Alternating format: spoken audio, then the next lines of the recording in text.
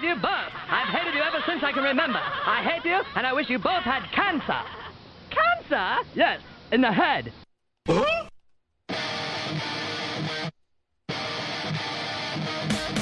I'm as mad as hell, and I'm not going to take this anymore! Pay no attention to that man behind the curtain! Are you telling me you built a time machine? Out of a DeLorean? This is the Stupid Cancer Show. Uh-oh. Sounds like somebody's got a case of the Mondays.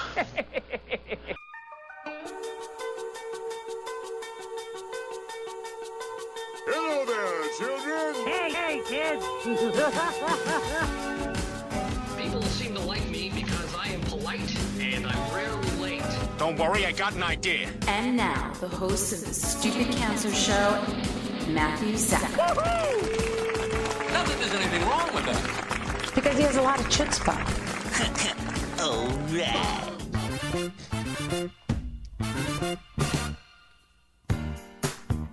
Hello and welcome to episode 371 of the Stupid Cancer Show, the voice of young adult cancer. I'm your host, Matthew Zachary, proud 19-year young adult brain cancer survivor, coming to you from the Chemo Deck, our fabulous studio in downtown Manhattan. Broadcasting since 2007, the Stupid Cancer Show is a production of Stupid Cancer, the largest charity comprehensively addressing young adult cancer online at stupidcancer.org. I'm Kenny Kane, co-founder of Stupid Cancer, welcoming all of our first-time and returning listeners. Never miss an episode by subscribing to the podcast on iTunes and following us on SoundCloud. It is not okay that 72,000 young adults are diagnosed with cancer each and every year. So, got cancer under 40 sucks, huh? Time to get busy living, folks. Because the Stupid Cancer Show is changing the world one chemo infusion at a time. All right, got a big show, our season 17 finale, a preview of CancerCon in Denver coming up this April. CancerCon is just literally right around the corner. Joining us to give us a sneak peek as to what's in store are two of our phenomenal CancerCon steering committee members, Chris Stroh, joining us live in studio, and Sharla Moore calling in from California, and a survivor spotlight on young adult survivor and PhD student Beth Oppenheim, who will be calling in South Africa. I think that's the first for the show. And here we go. Happy holidays. I was going to bring in my jingle bell noises, but I couldn't find the sound key for it. Thank you for not. Yes, I know. We have a fabulous special in-studio guest, the lovely, talented, fabulous, and multi-happy sphere person, Thea Linscott. Hello, hello. You're going to get this for the her royal chairness, incoming board chairman of Stupid Cancer. Kind of a big deal. It's a long title. It's the way you deliver it. Well, Thea, period. Done deal. Done. Well, welcome back. Thank you. So happy to be here. Yeah, it's very exciting. Very exciting. Kenny, you're still here. Hi. Mallory, hello. Hello. We gave Nolan and Sean a break, for those of you who routinely chime into the show. And waving from the couch, the only bald man equally amazing as me in this room right now is John Sabia, our AV guy who's responsible for all of our video content since we were talking like 9 years ago?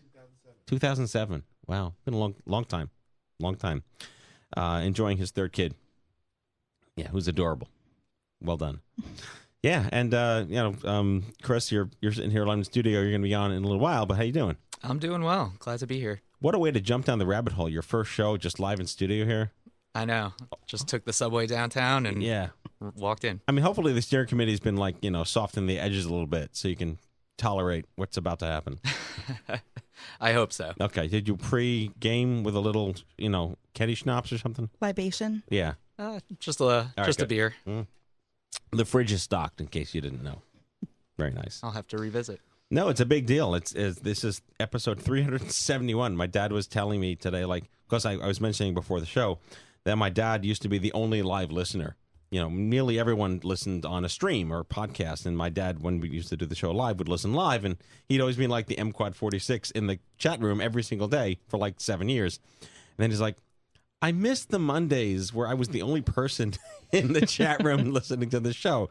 So he's finally on the podcast and he loves the show. But he asked me, like, what are you up to? I said 371 tonight. It's a large number. That's huge. We lose sight of that. It's been like May 28th, 07 was the first show. And it's amazing. I wonder what I jumped on it. Maybe 150. Probably around there. Definitely. Well, was Lisa here? Yes. Yeah, so Lisa was here back in the day with Lisa Bernhardt. Yeah, big deal. Anyway, so Thea, you are officially the drop-in guest of the evening. What would you like to tell our lovely audience?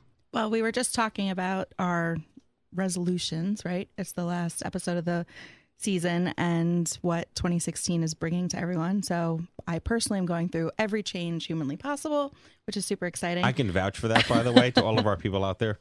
And so we were talking about what's your get busy living resolution for 2016. So we should go around the room. How are you going to get busy living, Matt? Oh, God. In put me on 2016. These gotcha media questions, I tell you. I'm going to focus more on me next year. And that may sound like completely narcissistic, but I don't really ever take care of myself.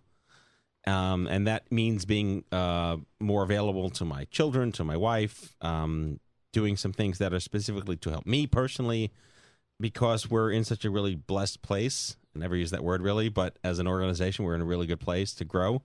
And there's stability and there's functionality. And it's a good time for me to take a step back, not leadership-wise, but personally, to reflect on where I can be a better me. Absolutely. The better you are, the better we are. Be your best digital self. Yes. Be your best digital self. Kenny, how are you getting busy in 2016? Less hard drugs. Good. I was going to go with a liver replacement. Yeah. That's a good question. We're in a blessed place, and I'm going to take a step back. Wait a minute. Wait a minute. Hang on a second. All this step backing, that sounds like trouble. Mallory, just it's thinks more she's work funny. for us. So funny. You're that funny, huh? Oh, yes. Well, Kenny's also celebrating a birthday tomorrow, so he's yes. focused on that. 29. Yeah. I'm going to spend next year being not 30. 29 forever. Happy birthday, Kenny Kane. That's the best I can do. I got nothing else. I wouldn't expect any. If you could have done less, you would have. Yeah. Oh, I could play the Jewish stuff. Your bar mitzvah, but that's not really the same thing. No. No? All right. Well, I try. Mal, 2016. 2016.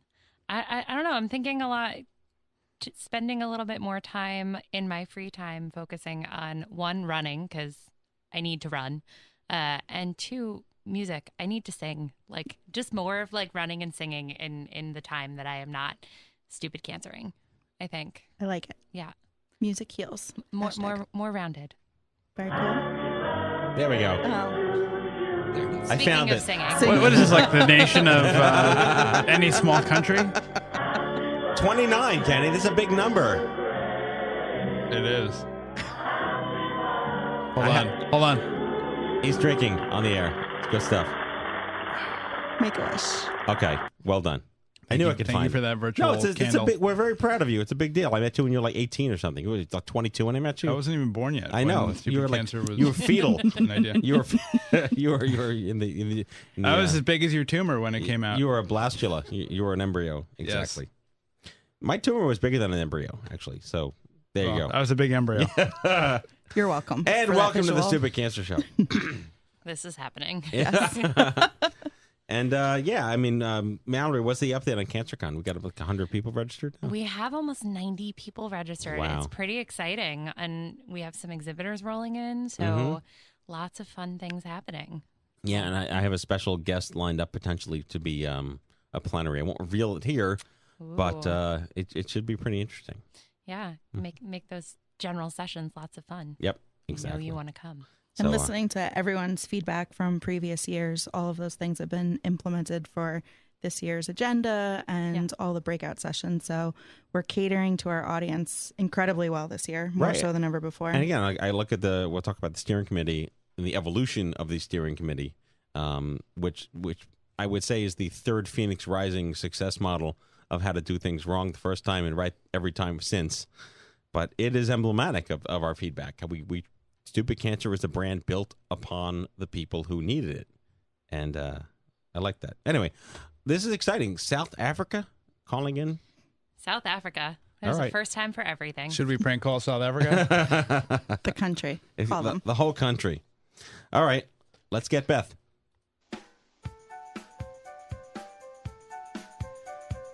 Beth Oppenheim lives and works in South Africa and Mozambique with refugees for a humanitarian aid organization. As if that's not enough, she's also a PhD student at the University of Cape Town. Originally from New York City, she came across stupid cancer pretty soon after her diagnosis in July of this year, 2015. Joining us right now, live from South Africa, please welcome the future Dr. Beth Oppenheim. Hey, Beth. Hey, how are you? Wow, we were talking before the show. This is the first. I don't think we have ever done a live international Skype call on the show in 9 years. I'm happy to be the first and that it hasn't crashed yet. Well, we'll have to tweet at the CEO to say they made a solid platform, or not. We'll figure that out. There you go. So you were born and raised in New York City? Yes. And then you went way across the pond, about as... Yeah, I did. Several ponds. Indeed, several ponds. Were you already over there after your diagnosis, or were you diagnosed there? Well, I was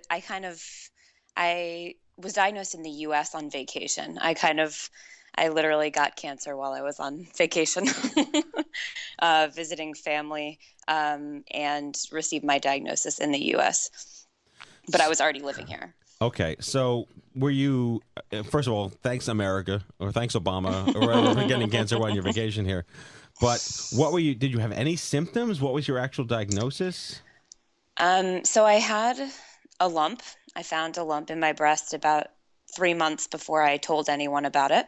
But other than that, I didn't have any symptoms. I didn't tell anyone about it here because I was kind of afraid of doing anything here and not wanting to, worry anyone. So I wanted to wait till I got home.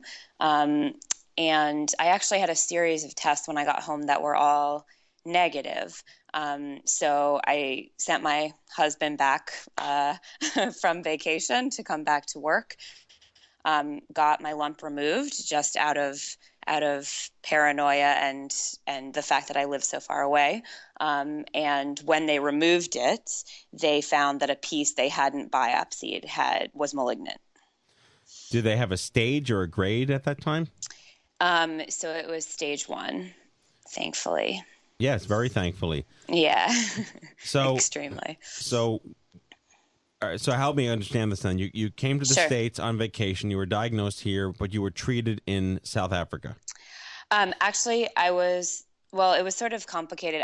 After the lumpectomy, they sort of did a bunch of tests to figure out why, because I didn't have any family history. I wasn't, in a high risk category. But what they wound up finding out through the weeks of testing was that I carry the BRCA2 gene. So with that diagnosis, they weren't prepared to let me go back. So I opted to have surgery there, recover there. And then I came back here in September when they put me on tamoxifen. So that's luckily the only treatment that I've needed to have. But I had the surgeries all in the U.S. Right, and for those listening, BRCA1 and BRCA2 are tumor suppressor genes that are found in all humans at certain risk factors. And they can be responsible for why you get cancer, but they can also be responsible for why you don't get cancer. But what types of genetic counseling did you receive once this all happened? Are you satisfied with the level of I guess, intelligence that you had? Yeah, I think so. I think I was sort of... I think the genetic counselor managed my expectations a little bit poorly in the beginning, just because she was very confident that I wasn't going to be positive for the mutation. Because my mom is fine and my maternal grandmother is fine, never had any problems in their lives. So she kind of sold it to me like, oh, I'm going to do this as a formality, but it's probably going to be negative. So when it was positive, I was pretty surprised, and thereafter kind of went through all of my options. I think I'm still, because I'm only 5 months out of my diagnosis, I'm still overwhelmed by the choices that I'm going to have to make besides the ones that I've already made. And so I think I've had a mixed bag with genetic counseling. Well, you know us. We're all about not being 80 with cancer, and what does that mean? So you're talking about decisions that you have to make. Did any of those involve becoming a mom? Indeed, yeah. So I've been married for about 8 years now, and we don't have kids yet. But then I was sort of told that I couldn't right now because of the tamoxifen. But that once I was able to try and have a kid, they'll like let me come off the drug to try and have a kid. But that then I will need to decide all at once, sort of, do you want to have more than one? And maybe you won't be able to do that. And you have to take out your ovaries by the age of 40, but they recommend ASAP, basically, once you're done using them. So those are all decisions that I still am trying to wrap my head around, I think. Yeah, and again, these are the issues that matter to our generation that make what we are and who we are very different. And I commend you for your courage in sharing that. It's too often that these discussions have to happen where they shouldn't have to happen. And I can also tell you that I'm part of a research arm of the oncofertility universe. That's really a word, oncofertility. And yes. they're working, yes, and they're working on this technology now where it used to be you had to go off your drugs for like 3 months to stimulate and get follicles and embryos and whatnot. They got it down to 12 days now, but it's very expensive and there's no codes for payers. And they're working on a new technology for 3 years from now where it's going to be a laparoscopic ovarian tissue scrape that gets cryopreserved on the spot. So wow. you don't have to worry about anything. It just gets done and frozen. And then they wind up like Star Trek re-implanting that frozen cryo ovarian tissue into you later on when you're better. And then they get the follicles from that, which is ridiculous Star Trek stuff. But yeah, indeed. but they're all working on this technology for us, for our generations, that you don't have to go through this. And I'm sorry you are. Yeah. Thank you. I guess we have to ask, caregivers play a huge role in our universe. You've been married 8 years. How has your husband been handling this? Surprisingly, really, really well. He is unfortunate that we had sort of a moment where he wasn't there when I received my actual diagnosis, but he was on a plane the next day. And he's been a really huge support and very calming. He is originally from Mozambique, and I think that has a lot to do with his ability to kind of stay calm and not get so wrapped up. I'm from a neurotic Jewish family, and I think having someone there that is a calming presence has been really important. And yeah, I mean, it's really tough, and he has a hard time kind of explaining it to other people. I think that's been a really big challenge, but in terms of how he's been for me, it's been great.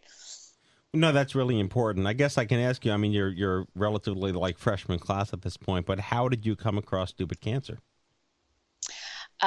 So once I finally got back on my feet after my surgery, I realized that I was about to go back into a world over here where there wasn't many support mechanisms for people in my situation. So I wanted to try and find something that I could access online and find a support system that way. So that I actually came across it through literally Googling, young cancer, young breast cancer, things like that, and came across it that way.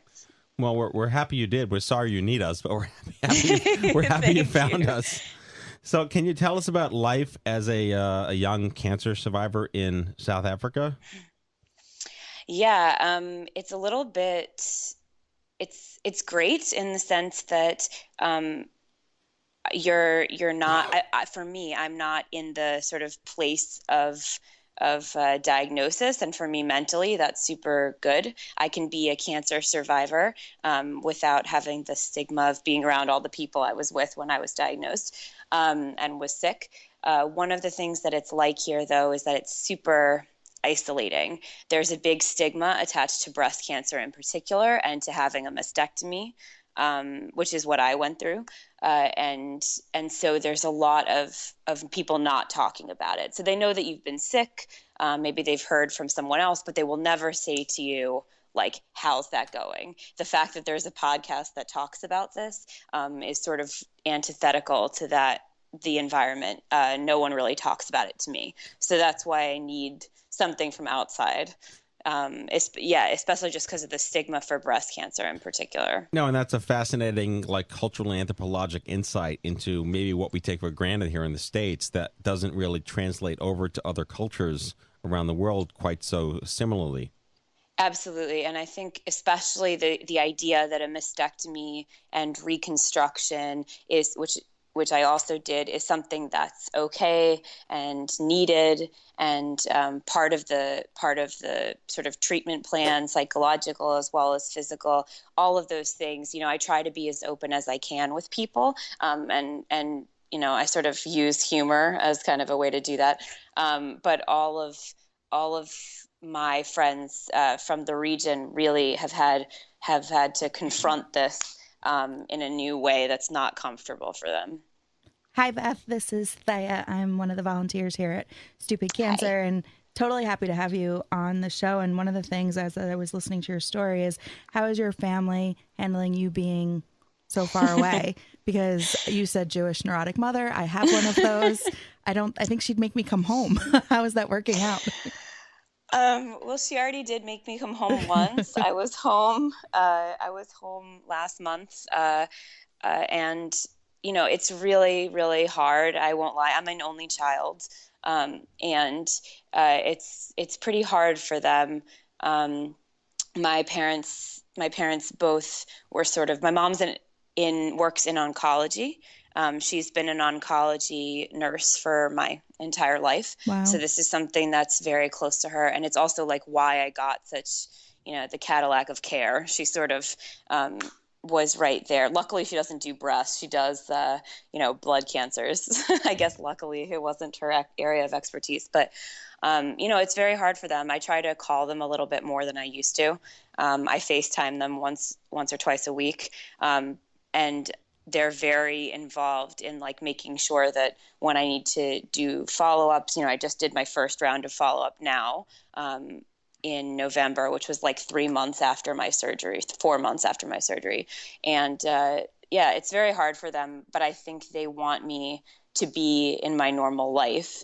And for right now, this was my normal life. This is what I was doing before. And this is what I needed to get back to doing. But I can hear it in my mom's voice. It's a lot harder than it was about 5 months ago. I'm sure. One of the amazing things that Stupid Cancer has done over the years is connect parents to parents. So please extend an invitation to your family to talk to my family or any of the amazing survivors here. We'd love to make that connection. And sometimes they just need to talk to another parent. And we've seen that happen live at our events, as well as sometimes it's just a phone call. Yeah, thank you. I didn't know that. That's great to know. Yeah, and my dad, who's the mayor of Stupid Cancer, was 47 when I was given 6 months to live 20 years ago. That's kind of 20 years ago. It really is 20 years ago next week. Literally 20 years ago next week. Mazel tov. And he's 69 now, and he's become the most active, like, parent caregiver contact for hundreds of, maybe even thousands at this point of people to just pick. My dad will talk to an inanimate object, but it's really important being a Jewish dad. But he loves to speak to people, especially those who just need to know that there are other parents out there who've gone through this situation. And, yeah, you know, to his credit, he dealt with it as incredibly as anyone could have hoped for when we were cast into this abyss of uncertainty, such when there was no internet or phones. You know, phones had cable cords attached to the wall back then. So it was a very different universe. Yeah, for sure. For sure. And I think working in cancer for so long, at least my mom was able to understand the diagnosis, which I think probably had pros and cons for her. But, you know, at the time, she was just great at like helping me recover and saving my husband from doing all of the, you know, random things you have to do to take care of somebody after a surgery like that. So it was great to have her as the kind of medical professional. So we need to have some kind of South Africa Stupid Cancer thing happen now. You do. I've already kind of talked to Sean about that, about doing a meetup, because I think it would be awesome and really needed. Really, really, really needed. Well, we just launched Stupid Cancer Indonesia on Facebook. There's about 15 people in there by demand. They were like, we want to do this. Can you do this? And we'll see what it works out. But maybe we're setting a trend. And also, it's amazing that you want to have that awareness, and especially thinking about that cancer label. We talk a lot about that, when you want the cancer label on and off. And if you could support people like you there by identifying and getting together, sometimes that connection can change many people's lives. So kudos to you for telling your story, especially in this context. And you can have a link to this and hopefully send it to some of your colleagues and shed a little more light into what the young adult movement's doing. I most definitely will. Kenny would say we're going to stupid cancerify South Africa now. Help them all. Yeah. That sounds good. No, seriously, really epic thanks to you and your husband. Very courageous, very inspiring, and very international to come on our podcast tonight. Can't wait to keep in touch online. Good luck to you, and we'll talk soon. Thank you so much. All right. Thank you. The future Dr. Beth Oppenheim, ladies and gentlemen.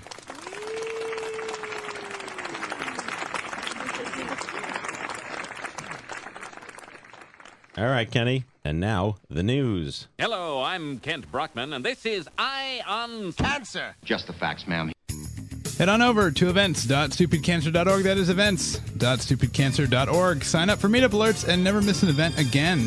If you'd like to learn more about hosting your own Stupid Cancer meetup, visit stupidcancer.org/meetup.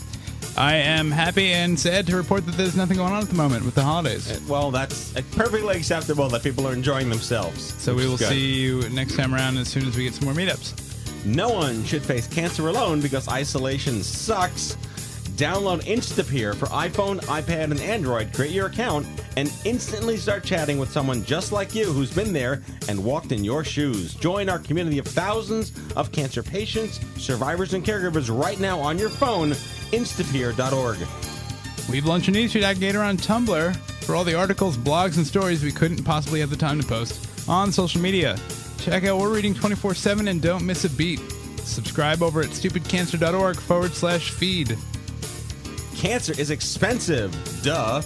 Check out CancerMadeMeBroke.com. You heard that right. CancerMadeMeBroke.com, our national partnership with Give Forward, the #1 platform to start a medical fundraiser. You did not ask to get sick, and your community wants to help you. Visit CancerMadeMeBroke.com to learn more and start your personal fundraiser today. Matthew, I don't know if you know this, but you can support our programs and services by heading over to stupidcancerstore.org. You'll feel great and look great, specifically you, in your new Stupid Cancer gear. He loves me. That's he loves me. Stupid That's love. This is the important part. That's stupidcancerstore.org. Be proud, wear Stupid Cancer, and that is your Stupid Cancer News.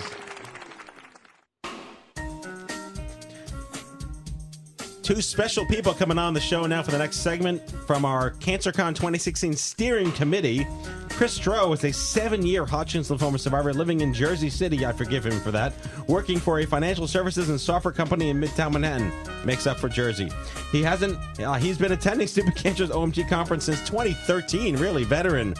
Volunteered last year at CancerCon 2015. Currently on the CancerCon 2016 steering committee. Joining him, Sharla Moore, MPH, program manager for Women's Cancer Program at City of Hope, working with both breast cancer and gynecologic cancer patients. Sharla was married for 17 years to her husband Eric and was a caregiver to him for 10 years before he sadly passed away in January 2014. They are proud parents of 2 very active boys. What a great, diverse group to represent the young cancer world and all that CancerCon stands for. Please welcome Chris Stroh and Sharla Moore.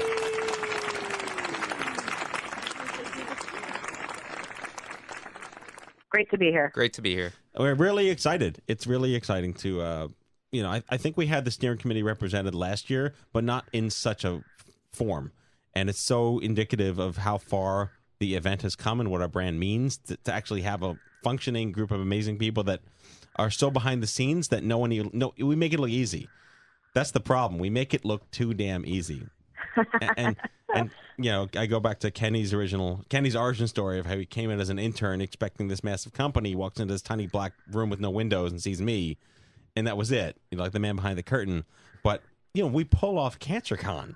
It's a big deal, and we lose sight of how big it really is. So I want to just start by thanking you for being awesome, for committing yourselves to what this is, what this means. And it to me personally, reflecting on 20 years now this month of being diagnosed, we are such a pay-it-forward community. We really are a pay-it-forward community. We're trying to make it suck for someone like us. Suck less. Did I just say that? We're trying to make it suck a lot less for someone like us, and we have a way to actually do that. And CancerCon to me is if they is nodding on the radio, is the consummate end result of what that means. So, Chris, veteran of the OMG Cancer Summit 2013 in Vegas. Yes. Was that your very first jump in the pool? It was. That's a hell of a jump. And we had a great time. Basically, I was diagnosed and had cancer back in 2008 and immediately just wanted to forget that entire part of my life. Yeah.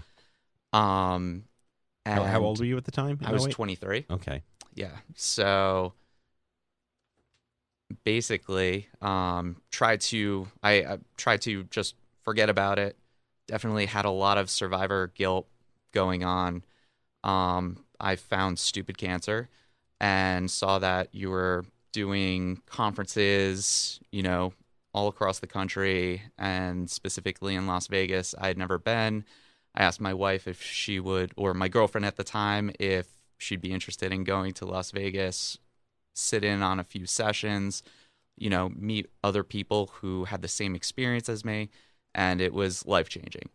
I specifically remember the Just for Guys in 2013, just being able to talk about my experience and everything I was going through, all of the guilt, and it absolutely changed my life, and I never wanted the conference to end. So last year, basically decided I wanted to contribute. I wanted to give back to the community that gave me my sanity. So my wife and I both volunteered at last year's conference, and this year I decided I wanted to get even more involved. So that's really interesting to me, and if maybe Thea again nodding on the radio, people who just want to put it behind them, but then it comes back in a way, not biologically it comes back, but mentally. There comes a point where you can't ignore it, or it meant so much that you suppressed it on purpose for all the right reasons, and then you just have this need. Can you tell us more about those 5 years between 2008 and 2013? What were you doing? You were trying to get your life back together, and you were dating and all that? Absolutely. So I wanted the cancer not to be there so much that I actually worked throughout my treatment, which my boss thought was absolutely ridiculous. You had Hodgkin's lymphoma. Hodgkin's lymphoma. Stage what? Stage 3. Okay. So every other week, I would disappear from my group for treatment, and every Monday I would come back in, and it was awful. But in order to keep my sanity, it's something I personally needed to do. Sure. So the next 5 years, I basically tried to drown myself in work, in my relationship, and move on as a normal 24-year-old at the time. So in 2008, there was really kind of nothing out there for young adults. So not surprising that you didn't have even some kind of anchor to grab onto. When did you first start to realize that there were communities out there and services out there? I guess it was a couple of years after my treatment. So I can't really pinpoint the date, but Stupid Cancer was the one that really I was really attracted to because it was focused on young adults. Mm-hmm. And from there, from attending the 2013 conference, that's when I found out there were so many more, organizations out there. I mean, kudos to your wife, but then girlfriend for taking that literal leap to Vegas. Was it like, if it doesn't work out, hey, Vegas? Pretty much. Yeah. One of her best friends lives in LA, so she actually met us out there. Okay. So while attending the conference, at night, we grabbed drinks with, her best friend who actually introduced the two of us. Oh, wow. Back in the day. Okay, so that's kind of karmic and kismet and whatnot. Absolutely. So what are you most looking forward to for next year? And since you've experienced, since 2013, that's like 5 events. If I do math right, 4 events. What are you looking forward to now most Honestly, every single conference is different in some way, whether it's the sessions or the people you meet, the social activities. So I'm honestly just looking forward to giving a little extra this year, being part of the steering committee, meeting a whole new generation of people who are attending the conference for the first time, and really seeing everyone having the same experience that I've had over the last 3 years. And I have to explain to our listeners, too, about what a commitment the steering committee is, and that they start volunteering pretty much as soon as one event is over. The planning for the following year starts. So Chris and Sharla and all these amazing people on the committee are giving up, their Tuesday nights and talking to each other and with planning with Allie Ward and the rest of the team. And it really shows how important it is to them to do it, because that's why they're volunteering. So it's a coveted, amazing group of people that make an event happen. So a lot of what we do in the Stupid Cancer world focuses on caregivers, and it's often like the underserved part of the conversation where we're so focused on the patient.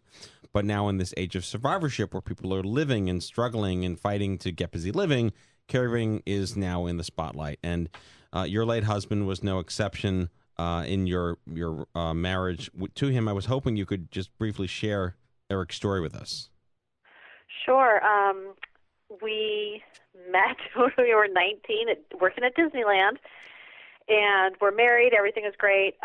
He was graduating from law school. I was pregnant with our first child, and he had a lump in his throat, in his salivary gland, that we had a biopsy. They said was benign. Turns out it was misread, and it turns out, surprise, you have cancer. So at the age of 29, here he is going through surgery and radiation and studying for the bar. He was, amazing, of course. And he did well for about 5 years, and then it metastasized to his lungs. And we had a whole nother battle. Here we are. He's working full time. We have 2 kids, and just having to go through it. And it was intense. And it was a lot of struggling, but he did the best he could, and I did the best we could. We were young and without a lot of support, so we got through somehow. And he passed in January 2014. So, and it's still, that's why I wanted to participate with this group. I think it's been a great support as a caregiver, and then to be able to pass that along to other caregivers, that you're not alone. You do need to take care of yourself. There are people out there who understand, because friends and family are fantastic, but you really want to talk to somebody who's going through it or has been through it. It really is a different experience, especially as a young adult going through that. So, I can't help but recognize that you're an MPH, and that puts you in a very unique crow's nest position to be thrust into the world of caregiving when you are, in a sense, serving that function during your day job. Yeah, it's a little bit of living at home what I do at work. I think it's been phenomenal because not only do I have the support of friends and family, but I also have the support of my work. And Eric, in the last couple of years, was treated at my work at City of Hope, and they were nothing but supportive and fabulous. I think I went back to work full time. I was only working part time when Eric, before he got really sick at the end, and so when he couldn't work anymore, I went back to work full time. And it just happened to be that where I ended up working was a cancer center that I think was kind of a blessing for both of us. And I'm still there today, and I just love it because now I get to work with people and I get to do this every day, not only as, in my personal life, but then at work, use my experience to help others and really bring caregiving to the forefront. And remember, it's not, it's the patient is going through a whole heck of a lot, but so is the whole family, and really supporting everyone at the same time. We have a friend of the organization's who had lost her husband to esophageal cancer and once asked her how she feels about the word widow, and she said it makes her want to punch a kitten. Yeah. How do do you agree with that? I agree. Yeah, it's how do you describe yourself?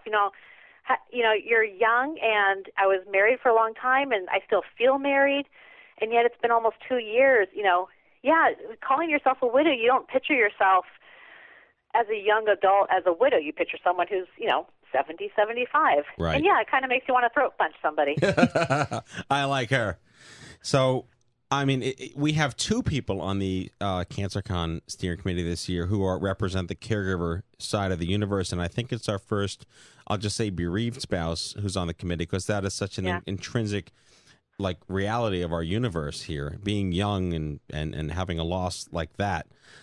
What do you think you can, or you are? We know you are. There's a loaded question, but how do you feel like you're contributing to the steering committee from that perspective? I think I kind of bring twofold to it. I think as a health professional, I kind of have that aspect of it, but as a bereaved spouse, kind of living through that experience and all the different stages of Eric's treatment and his sickness, and then as a parent, kind of dealing with the grieving and with grieving children, I think it's just a different perspective. I think I kind of can bring that into everything, whether it's a parent who's caregiving for their child, or it's a peer who's caregiving with their partner or sibling. Just trying to keep that in the back of our minds, that we're including them also, and they're also, it's a big trauma for everyone, and really trying to keep that in mind. Were you in Denver with us this year? I was. Was that your first experience? It wasn't. I started coming in 2010. Oh my goodness! I know. I was coming as a kind of health professional, and I came for these very selfish reasons. I was coming, because I was working for City of Hope, and I wanted to get more information. But then I was also coming because here I am, a caregiver with a husband at home who's going through this, and so I feel like I benefited from it personally so much more, and it really kind of gave me a voice and realized that I wasn't by myself. And I've been so impressed over the last few years that caregiving has become more and more of a component of these conferences, and that there's a lot of caregivers out there, and seeing them over and over again, it's just been a great support, I think. And so I really want to give back and make that an even bigger network for all those involved. So, Chris, she just OMG shamed you. One-upped. Yeah, absolutely. Because Chris only started coming in 2013, but you've been 2010. That was the year. Which was 20? That was Pace. Pace. That was New York. Yeah, Pace University with that big blue giant open. It was. I remember that. Wow. I couldn't grow a beard back then. Kenny was like 22 on the stage. I remember that. Wow. Now you have been through the gauntlet with us. That's pretty amazing. Yeah, so I've kind of been in the background, but I've been getting a little bit more and more involved every year. Sharla, I think one of the great things that's happening this year too, and you touched on it briefly, is that all the different roles that CancerCon plays for people. So it's a place to connect with people like you, but also influence others. And you and Deb Sherry have done a really great job of not only being completely honest about your journey and what you're doing, but really focusing on the next you. So I think that's interesting. What's the ideal situation coming from, and I'll ask this to Chris too, you participating and you volunteering at this, what's the ultimate goal? What's the payback for you guys? I think helping somebody get through the process. Did I do everything perfectly and how I would have wanted to do looking back? No. Are there things I learned? Absolutely. If I can help someone else while they're on their journey, that kind of makes me feel like I've done something. Absolutely, I totally agree. Having people have the same experience I had in the past, the doctors will fix your body, stupid cancer will fix your soul. Wow, you're hired. Someone write that down. Perfectly said. So we can tie this up. What are some of the caregiver sessions that are actually happening? And are they, we evolve every year to be that much more meaningful. What have you been helping to work on content-wise for next year's sessions? So I think what's really exciting caregiving-wise, it's just growing every year. One thing that's happening this year is caregiving, the individual sessions are being broken out. So there's caregiving as a parent, and then there's caregiving as a peer, because sometimes there's different needs in those groups. So I think it's really interesting that, we've become enough of the population where we're growing, and we're going to really break those out. I think another really exciting thing is we're doing a couples coping with cancer session, which are the patient who's dealing with the cancer, but then also their partner, whether it's a romantic partner or their caregiver, and kind of how to interact with each other and how they can help each other and really be there to support and go through the process together.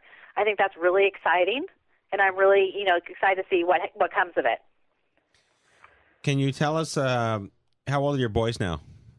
My boys are almost 13 and 10. Sorry. Wow. Almost 13 and 10. Wow. Okay. My twins are. Well, you know this because you've been stalking the conference since 2010. My I know, and I do stalk you on Instagram, of course. So. My kids are 5.5 now, and I mean, the elephant in the room is how do you talk to your children? This is such a unique young adult concern, and cancer that doesn't really apply in nearly the same way. I mean, yeah, my dad was 47 when I was 21. He would have loved to meet another 47-year-old, but when you're in your 20s and 30s, how does that, talking to little children, like that's such a unique world for us. I talk to as many, like therapists. With my husband passed away at City of Hope, so we were able to work with the social workers and kind of how to talk to them about it. There are resources. There's been great, I think, sessions at different CancerCons, and I'm Too Young for This sessions where it's talked about parenting with cancer. And I think what comes across it is answering questions as they come up and being as honest as you can.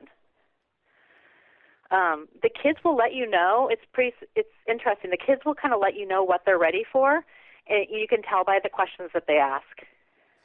Well, that's amazing insight. It's sad to have that insight, but clearly it's insight that a lot of parents with young children may not have. So figuring out what that means is it's so meaningful. Yeah, and it's a reminder that life isn't fair. Of course, I wish Eric was still here. They want their dad, but there's some things we can't control, and we just have to do the best we can with what we have. So we got about maybe 2 or 3 minutes left. In terms of where you are in your space right now, you're contributing to like the largest patient conference in the world. And it's easy to just kind of say those words coming out of your mouth. But how do you tell this to your friends, your colleagues, the world in your, you go home and live your life and do your jobs, and we're stuck here. So to the world outside of Stupid Cancer, what does it really mean? I'm curious when you talk to others about, I'm on the committee to this largest patient conference in the world. Let's start with Chris. I mean, my wife and my friends who know that I've been attending these events for years, I think they get it. But in terms of my coworkers and, people who aren't as familiar with the organization, I don't think they really can wrap their heads around what it actually means, because cancer really never affected them the way it did my family and friends. Mm-hmm. I mean, it might be a loaded question, too, to even expect that. Sharla, you work in a hospital. I work in a hospital, yeah. I think part of what Chris said rings really true, in that unless you're going through it, you really don't get it. And you can be supportive and there for someone, but until you've kind of been there and done that, I don't think it means as much to someone, to not feel so isolated.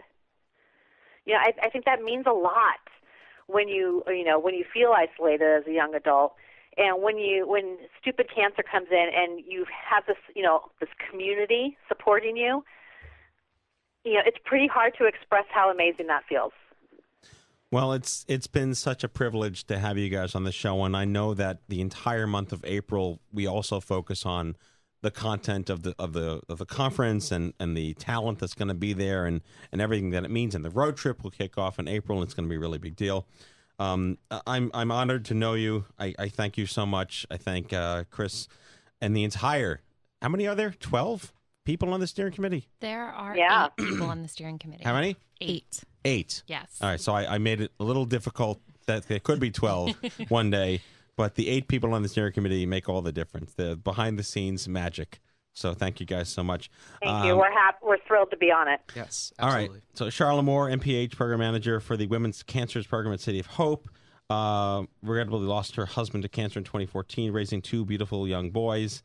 And Chris Stroh, 7-year Hodgkin's survivor. I love the fact that you guys dropped the mic that you've been to OMG, but I'm sorry, Charles has to win. 2010, that's like Kenny's first year. That's like the litmus test. Yes, exactly. Thank you guys so much for everything. Take care. Thank you. Thank you. Bye. All right.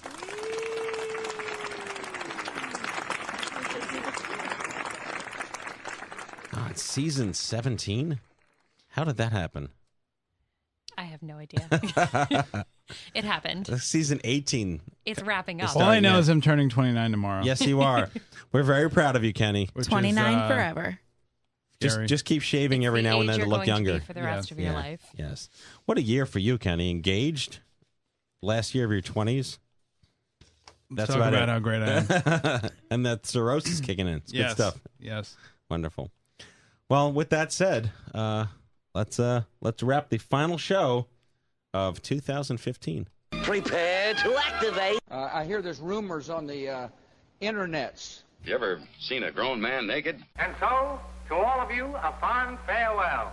Hooray! I'm helping. You are a meathead. Oh, Magoo, you've done it again. That was so terrible, I think you gave me cancer. Okay, folks, that's our show. The 371st episode of The Stupid Cancer Show. Never miss an episode by subscribing to the podcast on iTunes and following us on SoundCloud. I'd like to thank my guests from South Africa, Dr. Beth, the future Dr. Beth Oppenheim, and from the CancerCon 2016 Steering Committee, Chris Stroh and Sharla Moore. Broadcasting since 2007, The Stupid Cancer Show is a production of Stupid Cancer, the largest charity comprehensively addressing young adult cancer online at stupidcancer.org. Coming to you from the chemo deck, and on behalf of myself and my whole team here at The Stupid Cancer Show, we hope you had as much fun as we did poking a stick at Stupid Cancer. Thank you for listening, and we'll see you back here on Monday, January 25th, when Season 18 resumes on the next exciting podcast of The Stupid Cancer Show. Happy New Year, folks. Take care. Watching classmates graduate while you're still stuck in a bed up in the hospital.